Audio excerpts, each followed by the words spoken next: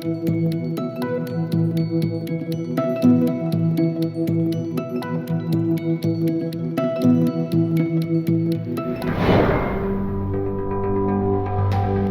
emision mundësohet nga ISP Broadcast.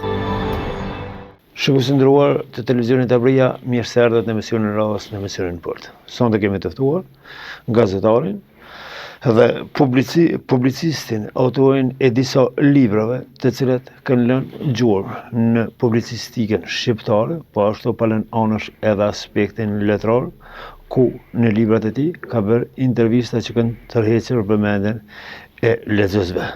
Përshëndetje zoti Kaboshi, faleminderit që gjetët kohë të jeni pjesë e televizionit Arbëria. Faleminderit Priosh, faleminderit që më ftoni. Jam shumë mirënjohës. Keni bërë një jetë të tërë, mbi 43 vite, që ja keni japur, keni punuar me përkushtim në gazetari.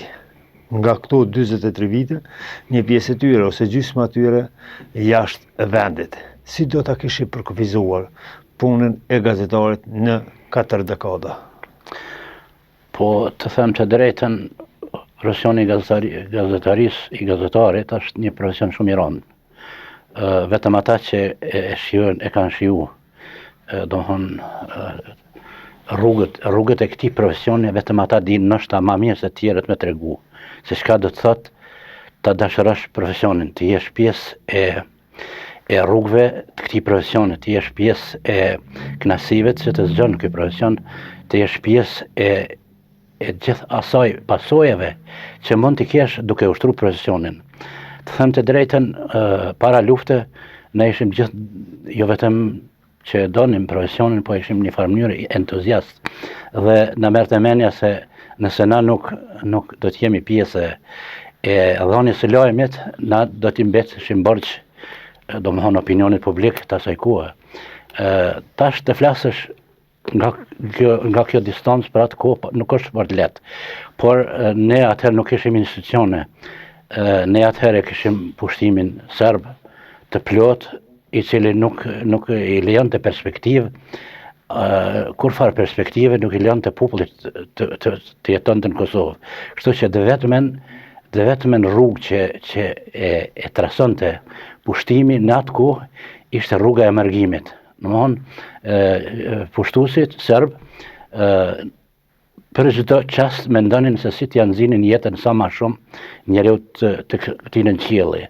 Dhe ne si gazetar natyrisht nuk kishim detyrë tjetër, pos që ta njoftonim opinionin publik, të japshim guxim, të japshim kurajo, të thashim se ditët e vështira mund të kalojnë, por vetëm se duhet të qëndrojmë, por ishte e pamundur sepse në atë kohë ishte për shembull pushtuesi i kishte qit në shesh, domthonë gjitha elaboratet historike për shkatërimin e jetës së një populli. Për shembull në fund kur Everetis nuk kishte mundësi që njerëzit ti dekorajonte, ti dëshpëronte vetëm me rrahje, vetëm me vrasje, vetëm me këto, e përdori edhe armën më të rëndë që është e mundshme, që nuk është e mundshme që ta imagjinoj njeriu normal, varfërimin. Ky varfërim ndikoi që një pjesë e madhe e popullit të gjente shpëtimin në shpërnguljen nga Kosova. Edhe atëherë u formuan shumë agjenci turistike, cilat e kishin të vetmin qëllim që ta shpërngulin popullin e vet prej vendit vet. Zoti Kaboshi, të bësh gazetari do të thosh të hulumtosh, të shkruash për atë që mendon redaksia, gazetari që t'i ofron lexuesve, që t'i ofron opinionit. Çfarë do të thotë? Keni punuar edhe në kohën kur gazetaria ka pasur cenzurë. Sa ka qenë e vështirë ajo kohë që të nxjerrët lajmi i saktë dhe i vërtetë? Ka qenë shumë e vështirë, sidomos në vitet për shembull në kohën kur pushtuesi serb e kishte si synim shkatërimin e autonomisë Kosovës.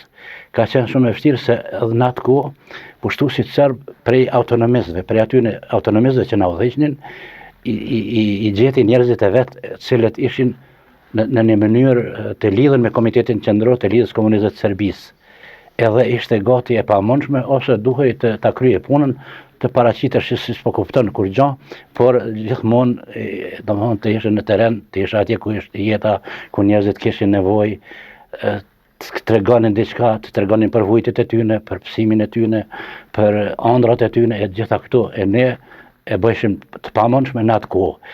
Por ma vonë, domethënë mas vitit 1993, se unë kam nisë punës me 1 dhjetor 1982, së bashku me vetëm sorojnë e disa të tjerë.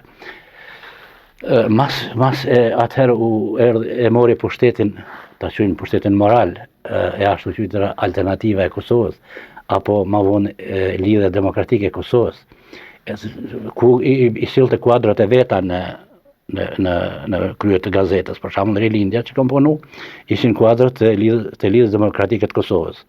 Edhe ata kryesisht e vërteta e tyre ishin një vërtet partijake, që natyrisht na nuk mund ta kundërshtonim, po edhe nuk pajtoheshim me atë vërtet partijake, për shembull se ajo nuk ishte e tëra që ndodhte në Kosovë, ishte e ngujuar në një prizëm partijak, kështu që ne mundoheshim aq sa kishim mundësi që ta plasonim të vërtetën që populli jetonte. Si filtrohej lajmi?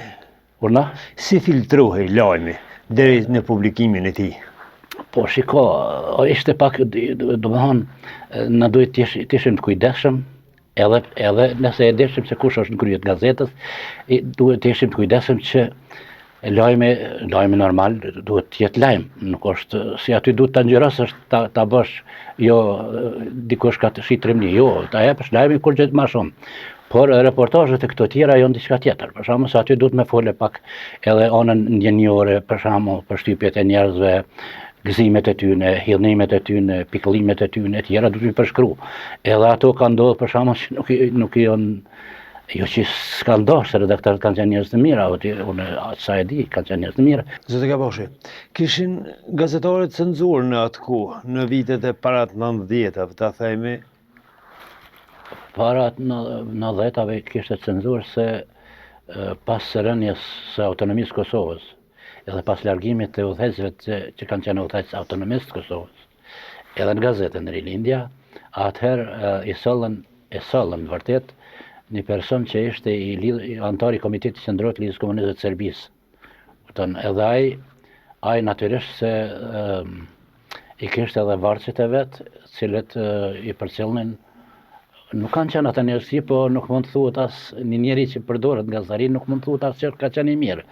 Kështu që ata, domethënë, i kishin njerëzit kush po shkruan, si po shkruan, tek po shkruan, pse po shkruan ashtu, edhe kështu ishte e pamundshme për shembull me përcjell një sektor në mënyrë kritike. Unë për shembull në atë kohë e kam përcjell nivel të Kosovës arsimin. Edhe e vërejta se ishin të pakënaqur disa aty nga mënyra që unë raportoja, që unë shkruja, si krijoja kontaktet, lidhjet, çka plasohen në gazetë e tjera, kështu që ishte një situatë shumë e vështirë edhe për mua, edhe në një moment puna një fjalie, që s'ishte fjalie që unë e kisha trilluar, nuk e kisha trilluar atë fjali, ma ndrru sektorin. Edhe sigurisht mos të kishte qenë një person që ti më zdi, a ke dëgju për të një Frali Sutaj, unë as nuk do të merresh ama me gazetari, se më kishin largu pi gazetës. Po ai bani çmos që me majt mua në gazeta pet, edhe nuk lejoj që të më largonin nga gazeta, për asaj kohe.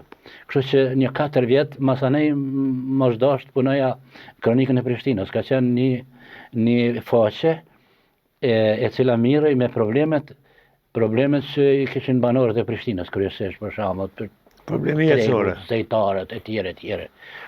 Veç e koncentruar në kryeqytet. Kështu që modest edhe 4 vjet i kaloja, aty edhe masanej erdhi 93 u bën një farë shlirimi, një farë ta quajmë ashtu, një farë shlirimi në kuptimin në pushtim, edhe mu më thanë që duhet të vazhdoja me punu si reporteri liri gazetës. Edhe në kam punu si reporteri liri gazetës deri në vitin 99, a në vitin 98 kam qenë zëvendëskrye redaktor i gazetës Rilindja. Zotë Kabashi, si do ta kishe përshkruar nga viti 1982-83 kur keni filluar ju të punoni si gazetar, deri me tani rrugtimin e gazetarisë që është shkruar shqip? Sa keni mundur të përcjellni, sa keni mundur të shoh, edhe si do ta kishi përmbledhur, sepse i ka pasur disa etapa para 90-s ka qenë ndryshe, 90-99 ka qenë një liri, po prapë se prapë e cunguar, e penguar. Liri e përgjume ka qenë. Nga poshtuesi serb, edhe 99-2025 ka kalu në një fazë tjetër që sot mund të shkruan edhe mund të fletë çdo kush do të. 2025 më me fol, po nuk më me fol precize, nuk më me fol sakt. Kështu që s'ka mujt mi përqjell ashtu që duhet mi përqjell, po më ka ndihmu. Domthonë në atë kohë nuk ka qenë lehtë pse nëse të gjithë kanë qenë të mirë, o ka dikush që për shembull të ka lajmëru, të ka përgju, të ka spionu në një farë mënyre, kështu që nuk ka qenë lehtë fare. Kështu që gati më kanë shku ato 20 vjet po thuj, 17 vjet po, pa ndërprej që kom punu në gazetën në Rilindja, po deri në vitin 1990 isha i ri, aty se nisha fort për ato vujtje që nuk ishin vetëm vujtjet e mia ato, ishin vujtjet gjithë njerëzve, kupton? Edhe ne mendonim pos onës profesionale që e ushtronim, ne mendonim se kemi edhe një mision. Kupton, edhe ajo na mande diqesh, po ajo që ka qenë më zhgënjyse ka qenë vitet mas 93-s, pse nisë një farë mënyrë nisi me shti raj, një farë kënaqësie nën pushtim, edhe ajo vrej edhe të disa, tash t'i quajmë ashtu, udhëheqës gazetës Rilindja, kështu që nuk kishe asnjë mundësi që ti realizoje të drejtat që të takonin. Ata menonin se të drejtat ju takojnë vetëm atyne, edhe ne mund të bërtesnim kod, mund të thashim se nuk është mirë kështu, nuk është mirë ashtu, se na po shkojmë teren, na po ju sjellim fakte, na po ju sjellim tema, ne po e bëjmë këtë, ne po e bëjmë ato, po mozën ja merrshin ata. Kjo ishte diçka shumë zhgënjyse.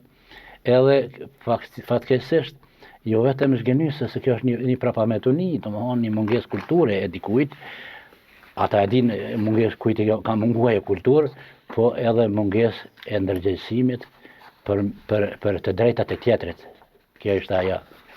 Edhe ti mundesh më ishke me të ndodhë diçka, më ishke me hup jetën, edhe fanatiku partijak, se fanatiku partijak në atë kohë ka nisë me u formu, as pasport si ka dhënë për ty për shembull.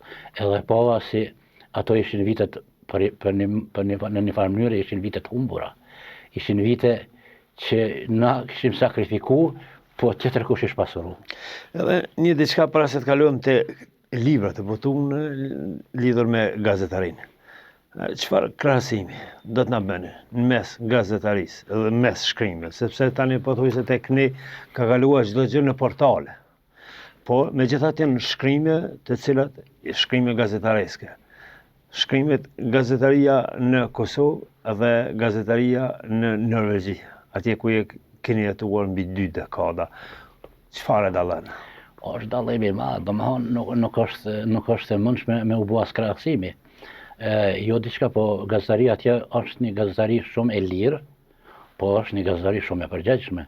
Për shembull, një gabim nuk mundesh ti më thon dikujt as me mli Serbia, as që i patem në i LDK-s ai Lumir Serbia apo Albin Serbia, atëherë ti duhet, nëse ti e thu këtë shpresh këtë mënyrë, ti duhet me sjell fakte që ai person, ata persona janë të Serbisë. Nëse ti nuk sjell fakte, përfundon jeta jote profesionale. Jo vetëm në Norvegji ku jetojnë, por edhe kudo në Europë, kudo në cilin do vend evropian. Unë mendoj se kjo urrëtie që po përhapet, kjo gjuhë e urrëties, kjo nuk i ka hije një popull i cili ka përjetu as të zeza historike, aq zeza në një shekull, ndoshta shumë shekuj, edhe tash ti mu quti mu sjell me përbuzje dhe me urrëtie, edhe nëse na qyrim kështu, as një udhëheqës partish na nuk mund ta lëm të zhvillohet. Tu i thon ton kohën ti je me mli Serbia, ti je që shoqëtaj Lumir Serbia. Secila pol e akuzon njëri tjetrin. Jo, këtu nuk guxon. Ti nëse akuzon ti me pas fakte pse po akuzon. Nëse s'ki fakte ti përfundon jeta jote në profesion nuk i më bën. Po mendoj ai që shqipton këto gjëra. Cilat janë temat që trajtohen, që dominojnë? Shtypi norvegjes. Shtypi norvegjes është një shtyp... Çfarë dominon? Cilat tema trajtohen më shumë? Ajo që merret gazetaria ku do në botë, është edhe aty. Po për shembull, për morrim gazetarinë e terenit, ose gazetarinë kritike, që duhet të quajmë.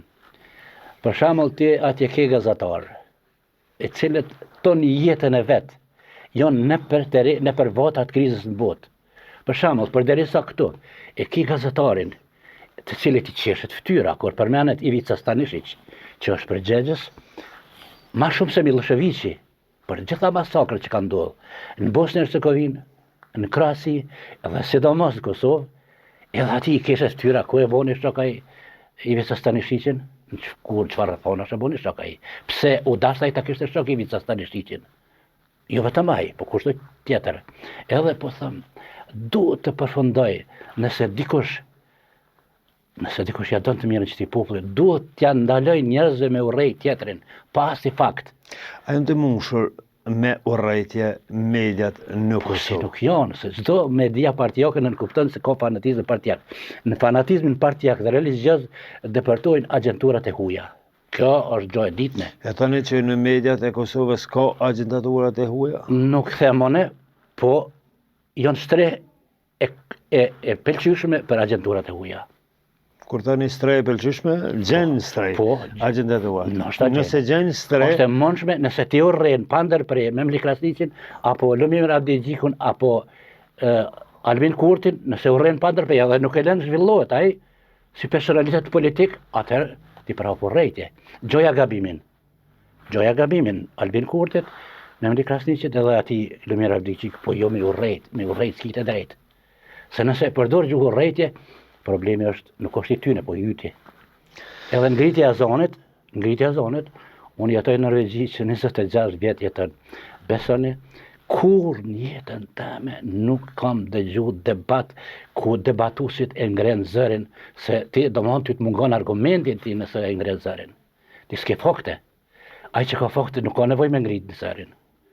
Ai që i mungojnë faktet, edhe që ka detyra, partijaka, apo çka do qoftë, ai e ngrit zërin. Zoti Gaboshe, të jetash i larg vendit dhe të mishëruash me vendin, me adhon e mos të shkëputosh asnjëherë. Çfarë do të thotë? Kjo ka qenë shumë e vështirë për mua, domethënë unë nuk kam mujt me pranu këto, po si thuajnë në farë fjale, unë e di natyrën e profesionit gazetarisë.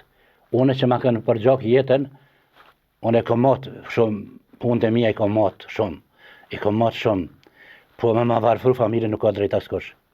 Edhe mos sjellshin fëmija rreth rrotull, mos sjellshin se sisha. Raja ta mu, këta udhëheqjet e gazetës, raja në familjen time. Kjo është gjë e pa dorueshme, kjo është gjë e pa lejueshme. Tani më ka dash çdo punë të mundshme me kry në Norvegji për me rimëkam jetën e rënume, që ma kishin rënu tash të quajtën gazetar të Kosovës, gazetar të rilindjes. Edhe mund të them një gjë publikisht tashti, kjo duhet dihet, kjo nuk duhet mohet psheft. Se nëse gjonat i mojmë psheft, na fshefim fatkesin tonë. Në gazetarin e Kosovës ka kriminal të mëdhej. Këto nuk e fshej kur. Kjo mos është pak e rëndë për faktin që para pak kohë e thanë që s'është e rëndë duhet të jemi përgjegjës. Unë jam përgjegjës për fjalët e mia. Unë e di çka flas. Kur unë të folëm edhe pak më herët folëm, se nuk duhet t'i thush kërkujt diçka që s'është. Unë e them çato që është. Edhe më e mira e smirë është me mi kthy drejtat më shumë detyru mi u thonën atyne. Diçka tjetër. Keni argumente, keni fakte? Unë nuk flas kurrë pa argumente. Asnjë hap në jetën time nuk e bëj pa pas fakte. Edhe në familja nuk e din se unë nuk du mi ngatru familjen time në profesionin tim. Unë e kam portalin ndoshta më të njohur në shqiptari, që e ka kryetem islamizimin e kombit, kur gjo familja e me A mund të dim në faktet dhe argumentet në të cilën akuzohen gazetarët në Kosovë, në gjuhën Jo, që... unë nuk po flas për gazetarët përgjithësi, se unë mos ta kanë fol për gazetarët përgjithësi. Unë po flas për ata që kanë pas punë me mua. Jo që unë kam pas punë me ta, unë s'kam punë kur me gazetarë. Kur në jetën time unë s'kam pas punë me gazetarë. Edhe kur një fjalë të keqe s'kam për gazetarë. Po ai gazetar që niset pa argumente me i bë diku i keq, ai nuk është gazetar. Keni argumente ju me ata që e thatë? Pa dyshim. Cilat janë? Shumë të mëdha janë, po nuk thuan këtë emision se du m'ja u ngarku emisionin. Kishëm pas dëshirë ti dim edhe ne, edhe audienca televizionit. Po njeri është ambasador i Kosovës, s'po di ju, dikun vendet arabe, që ka morë pjesë pa nevojë heq, si e fola pak përpara, me urrejtje, me atë gjuhën urrejtje në provokim ndaj meje. Edhe të tjerë, jo vetëm ai. Zoti Kaboshi, keni votuar edhe disa libra publicistike, në kodër të tyre i keni 8 sash. Të shtunën pritet të del, do të bëhet. Po. Edhe promovimi i librit, intervist me vetveten. A kishim mundur më na tregu? Çfarë përmban libri intervist me vetveten? Edhe titulli pak sa në nxjerr kurreshtin. Intervist me vetveten. Po, se njerëzit këtu zakonisht unë i kam dëgju, me njëherë u ndërleshin të Petro Marko, që ai ka bo një libër, intervist me vetveten, unë natyrisht e kam lexuar herë atë libër, po kjo ka në botë ka shumë autorë që kanë shkruar libra me këtë titull. Domethënë kjo nuk mund shmi ikti këtij titulli. Edhe unë kam qenë i detyruar që ta shkruaja se kurkush mund nuk e njeh jetën time në profesion sikur se e njeh unë. Rrugët e mia, dikush i njëron, dikush i mohon, dikush knej, dikush anej, po unë kam dashur që unë nuk i lejoj për shembull që puna jame më mohu. Kjo duhet mu ditë. Unë tregoj çka kam punu. Kjo është kronologji e jetës ime në profesion. Edhe unë tregoj në pika shkurta, gati për gjitha periudat, se çka kam bo dhe çka ishte pasojat, çka ka ndodhur, pse ka ndodhur, etj. E keni zë veten ngushtë ndonjëherë në ndonjë pyetje që ja keni bërë vetvetes në këtë libër, në këtë? Po, ja kam bë me qëllim ka herë. Për shembull në një vend unë them se nëse unë nuk i realizoj të drejtat, kjo është jo vetëm dhe drejta, se unë luftoj për drejta. Tonë jetën time unë luftoj për drejta. Se unë shamaj kur kujt drejtat, po nëse dikush qohet, e thot këti si takojnë të drejtat, atë duhet me mota e veten, duhet me kallëzu pse s'më takoj këtë të drejtat mu. Pse s'më takoj këtë drejtat mu në gazetari, kupton? E kjo duhet bëhet e madhe, kjo popull duhet me ditë që ka ndodhur në gazetari. Kjo popull nuk guxon mos me ditë që ka ndodhur. Se janë bo ambasador njerëz, janë bo se i kanë ndërtu karrierat e veta. O i kanë ndërtu me ignorim, ose tu i shkel të drejtat e tjerëve, ose i kanë realizuar të drejtat e veta. Kjo është një fakt që s'mund të mohohet këtu. Prandaj unë e them, në një pyetje dikun ka funi them, se unë nuk e quaj natyrisht se unë kam thonë, nëse unë nuk i realizoj të drejtat, atëherë të drejtat e mia mi ka mohu. Ai që unë nuk i them ashtu, po i thot zemra e plast, populli serbomadh shqiptar. Edhe kur them populli serbomadh shqiptar, natyrisht nuk mendoj për popullin tanë, se unë ja kam kushtuar jetën këtij populli. Edhe dje, edhe pardje, edhe sot, edhe nesër, derisa të jam gjallën kam ja kushtuar jetën. Por ky popull derisa nuk e kupton se duhet të jesh i drejtë ndaj çdo kujt, ky nuk ka me pas ditë bardhë. Kur për jetën e jetëve, kur të menojmë na si duhet të jemi të drejtë ndaj secilit, atëherë na kemi rrugë të bardhë. Edhe jo vetëm kjo është për fatkeqësi, kjo duhet të na shqetësu tonëve, jo vetëm serbomadh, për fatkeqësi. Se nëse dalim histori, e gjojmë kush e ka pushtu Tivarin, ai ka qenë një shqiptar i asimiluar në slav. Ta ka pushtu Tivarin. Kush ka qenë Mark Milani, nona e tij nuk ka ditë me fol serbisht. Ka qenë shqiptar, ai ka qafën në Previca, ai ta ka kriju. Ta ka masakrën e qafës së Previcës e tjera. Kush ka qenë Xhafer Musiqi, që i ka shkaktu aq probleme Kosovës 45-t, e Shaban Polluzhës, e të tjerëve, luftarëve të tjerë, ka qenë Xhafer Musiqi. Xhafer Musiqi ka qenë me origjinë shqiptare i Plovës, bosnjak të thojza. So kanë argumente këto figurat e cilat e keni trajtuar dhe po i përmendeni në aspektin historik, në aspektin shkencor. Jo, da duhet ta thënë të vërtetën. Argumentuese. Nëse shiko, asimilimi është një proces, kur ti nuk je i Zoti, është i Zoti tjetër kush. Të le dihet. Ti nuk tregohet zotësi, A ka ardhur koha ta themi të vërtetën ashtu Tash siç ka është? ardhur koha, ju keni nisë me televizionin e ju me thonë të vërtetën, dikush mundet me thonë është televizion minor, nuk është e vërtetë ajo. Gjonat e mira nisin prej të voglës. Kur nistit marë, kanë me përfundu marë dhe ka më rritë e mara.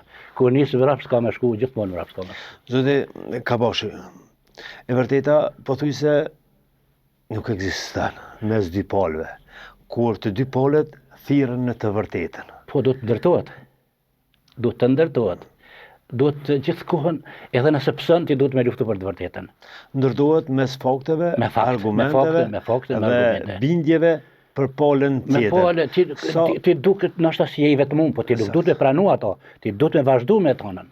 So keni qenë argumentos, benz, faktik në shtrimin e tezave të juja, mendimeve të juja në librin intervistë me vetveten. Po, unë ja lo tjetër kuj me vlerësu këto, po unë jam mënu, unë besoj që përvoj, jo unë, po përvoja jam e shumë e gjatë profesion, nuk më len me gabushëm.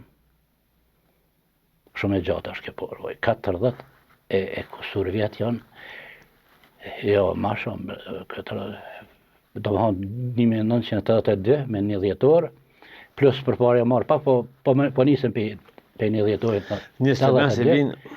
E deri në ditën e sotshme se unë ma shumë kam kohë me drinin se me rinindin. 17 vjetë i kam parë në rindje. Me drinin shumë, ma shumë. Çfarë përmban libri, intervistë me vetveten, cilat janë temat që i Tana trajton? temat pesi kom fillu në gazetari. I shpjegoj qësh kom për shembull cilat kanë qenë të mira, cilat kanë qenë kënaqësit, cilat kanë qenë gjonat e edhta që s'kom që ka qenë vështirë edhe me përbi, si thonë një farë fjale. Çka ka ndodhur, te ka ndodhur, pse ka ndodhur ashtu, e tjera, ç'është sjell populli, ç'është jam sjell unë, e tjera. Krejt këto e përbojnë një intervistë me vetveten, cila një gazetar sa do i zoti që tjetë ai, sa do i aftë që tjetë, ai nuk është dishme më pyet mua që shune jam detyru ta pyesja veten. So keni mundur të paraqesni të argumentuara dhe të ikra nga aspekti subjektiv temat e trajtesat e thatë që e keni një periudhë kohore 43 vjeçare. Tani të trajtoni në moshën 25 vjeçare. Nuk ka asnjë temë që e kom folë diçka për mensh. Tana temat janë shënume. Kështu që unë do të del tjetër kush, do të thotë s'është ashtu, atëherë flasim. Përderisa s'del kurkush, rregullisht. Të shkruash para 43 vitesh edhe të botash, pa marrëm shembull pas 43 vitesh në 2025, të shkruash në 82-ën, 83-ën, të botash në 2025-ën, ka bërë që të mendon autorin këtë rast. Bajram Kabashi, a duhet të botohet kja apo po bjen desh me kohën, me realitetin, me kontekstin e asaj kohe, apo ka qenë autoktone ashtu siç është botuar? Unë po them, unë jam mënut që t'jem sa ma original, që t'jetë e mundshme. Këto gjitha janë bazu në librat paraprak edhe ditarin që e ka majtune. Këto nuk ka asë një shpifje, të gjitha janë të bazume në faktet e kohës. Këto që unë e pys vetveten, unë e pys t'u këthy mas edhe t'u këqyr ditarin. Nuk kom folën kur gjonë aty për mensh, nuk kom folë diçka, nuk kom kriju në realitet të ri, po kom thonë që shokon. E thatë edhe vetë që në moshën e rej keni mendu, si një frigu, edhe keni pasur pak me... Jo, atër sfriksuar, asë isha i ri. Në rinur. Isha i ri edhe... Dërsa tani është pjekuria, mosha pjekuris, mosha e cila e bën me mendu ndryshe një më të moshuar se një të ri. Kënë radhë ndesh këto bëtë këptimin? Unë mas pari, unë sa të jam gjallë kome unë i gjallë, i ri, i ri në kuptimin e gjallënisë. Kështu që ky libër është një libër, kjo është një akuzë për gazetarin e munguar. Gazetarin e munguar me kritike. Nuk mund është 26 vjetë, hajde pe gjuj dikon, e më së thonë argumente pse e gjujte, pse e udhe. Do të kallëzu pse. Jo gazetarë shpifun me qita ty për para, e gazetarët ashtë unë po flasë për veti, a optën me i huti, e me mështim mu marë për zdyti me jetën tema, me një jetë rënume, pse unë me pas jetën e rënume. Pse ai, për shamu si s'ka qenë ndoshta gazetar kur, me ndërtu karierën me i pas tana, unë kur në si kohë më si pas, pse? Kjo pyetje do të vështru, pse? Pse zoti Gaboshi po ndodhin këto? Pse ka ndodhur, pse ka që do thonë që qita atje ku duhet, ku nuk kam që me dal me andje, pse nisën me u formu shërbime sekrete partijak apo kupton, edhe unë isha gazetar jo partijak. E tash më pyet mu, a kam gabu, thëm jo, bre, pse me gabu, kuj mi shërbion, bre? Kuj, cilës jam partijak, unë nuk i shërbej kur kuj hiq. Unë kur ki drejt të përkraj, po jo kur s'ki drejt.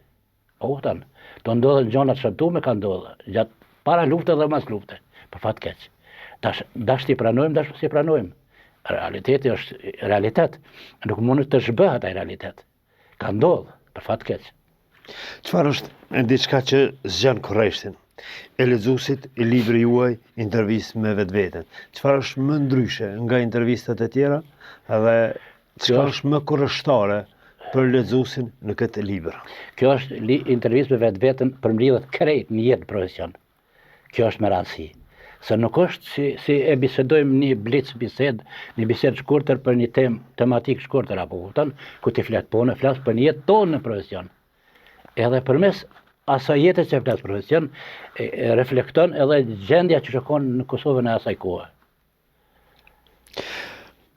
Dua të ndola me një temë këtë që po shoh në librin që kam përpara, është gjaktësi, dramat e një epoke të errët.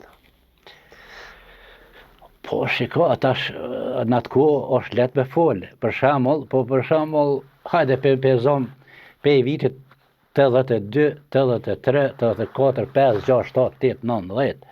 Apo kupton, lehtë është me fol tash ti. Po atëherë hangër pasuli kokra. Atëherë ti o dasht ose më paraqit kishës po kupton gjë, ose për ndryshe s'kishin shkatërru. Edhe udhën nuk e ki posë veç jashtë. Udhën e ki posë gjithka gati. Për fat keq. Dëshmia e shpirtit që nuk u nënshtrua. Po jo, ku i më nënshtru, unë nuk jam konë gazetar partijak më nënshtru. Unë s'kam shit në i tremni, si tojnë. A kupton, po nëse duhet më thonë disa gjona. Për shembull, trimnia jame nuk është në tregun e gjave, si thonë var fjale. As nuk ka menu kur unë me fy dikan, as me rre dikan, as me bo kur gjos ka menu. Zot larg qofta e punë. Por me mohu drejtat, s'ki drejt. Mos me të pëlqy ajo që shkruaj, në është e drejtë e jotja. S'pëlqen rregull. Po me nënçmu ato që unë e bëj, s'ki të drejtë. Zoti Gaboshi, sa jeni kënaqur me nxjerrjen e librit në dritë, me atë që e keni thënë, në librin intervista me vetveten. Po kjo është Sa keni arritur të shiko, tash me fol për kënaqësinë është më shumë detyrim është kjo, detyrim profesional. Kjo është epilogu, fundi i një veprimtarie shumë të gjatë profesionale. Se unë nuk e kam shkruar, po nuk mund është me dalë me thonë, jo, ky s'ka bo, jo, anek, ne. Kur unë për para luftë, për shembull në nefja, sidomos në vitet e 80-ta, 90-ta, unë e kam njoft serbishtën shkëlqyshëm, e kam njoft, edhe kam shku gjithkohën në Sanxhak, kam intervistu njerëz, gjithkohën jam kanë gati. Shedi, mendojsha si më ka ra qilli atë 10.000 supe, domthonë, edhe veç esha, rapojsha, shkrujsha, autën, edhe më qutash quhen do bashi bozuk. Edhe thojnë, jo, s'bon kjo hisi, jo, nuk shkon që ashtu. Atë e kalzoj ti, publikisht të s'bon. E të kalzojnë ty tani, të kalzoj ty diçka, ty, po mënaj aty në. Nëse kalzojnë publikisht. Të shtunën bëhet promovimi i librit, intervist me vetveten, si gazetar shumë vjeçar. Cila është gjendja e popullit shqiptar në përgjithësi, e në veçanti aty në Kosovë, në vitin 2025, ku kemi situata politike, dramatike, po ashtu edhe kemi elemente të dëshuara që implikohen në shoqërinë tonë. Cila është gjendja politike në Kosovë edhe më gjerë? Po, shiko, puna është si nështë na jemi vetëmi popull, vetëmi popull në këto hapësira ballkanike, po të gatishëm të lirik. Që dojmë ta quajmë, më mirë është ashtu gatishëm i lirik. Jemi vetëmi popull që vetë asimilohemi. Optan, vetëm tek ne mundet më na ushita i shoqi agenti i Serbisë me dal Shqiponien me bo, që është me bojnë ato Shqiponien, apo kupton, edhe me pos sa ma shumë rrethin e zerum, sa ma shumë në rrethin e zerum njerëzve të vetë që i ka. Apo kupton, edhe, domethënë, bjen një kosht, një farë fjallë, i nxerr 6. Kjo duhet edhe mas pari, për më luftu kjo dukuri, duhet mos e pas fanatizëm partijak. Edhe partitë politike duhet mbledhin men. 90% të tyne duhet me këshyri interesin kombëtar, jo partijak. 90%. Kur ata e këshyri interesin kombëtar kësaj Kosovë të vogël, kanë me shku punë ma marë, se ekonomia është, menoj une, nuk është e mirë. Unë po flas nështë i ardhur, një njeri që po më vujt jetë, pa drejtësisht, po mu nuk më pëlqen kur e shoh njeri nevojitën. Kjo mu më djeg shumë. Edhe nuk është mirë njerëzit me kanë nevojitën. Nuk është mirë kur i ki tanat këto pasuri. Me që nevojitën mos e pas, për shembull. Nuk është mirë me pas disa shtresa që kanë, po me pas krejt populli pak a shumë.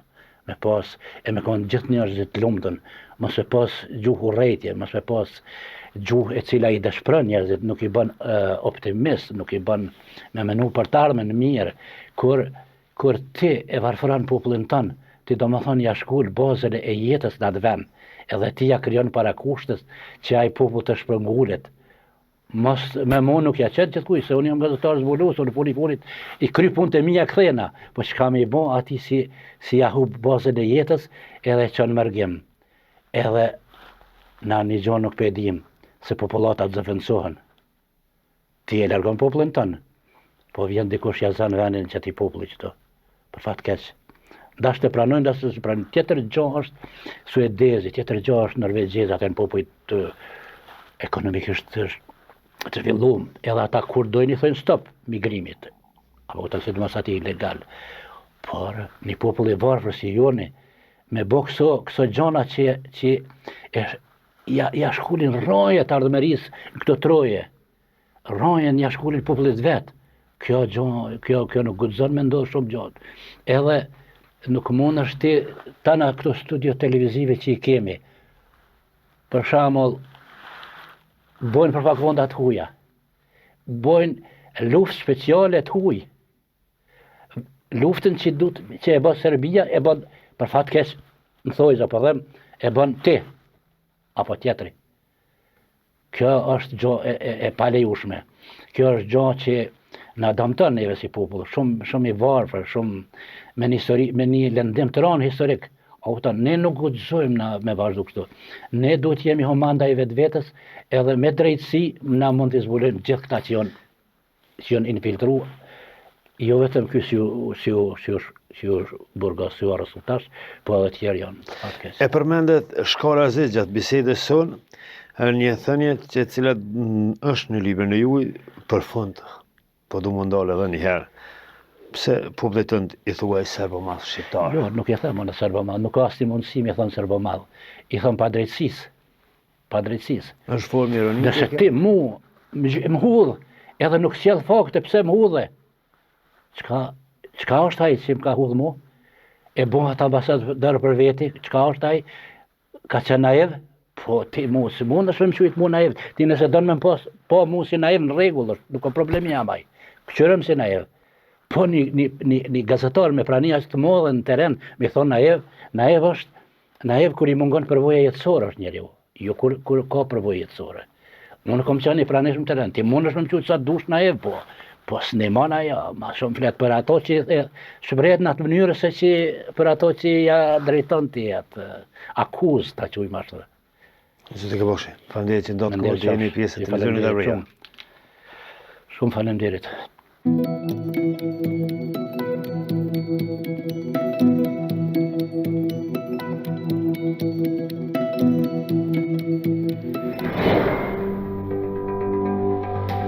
Ky emision mundësohet nga ISP Broadcast.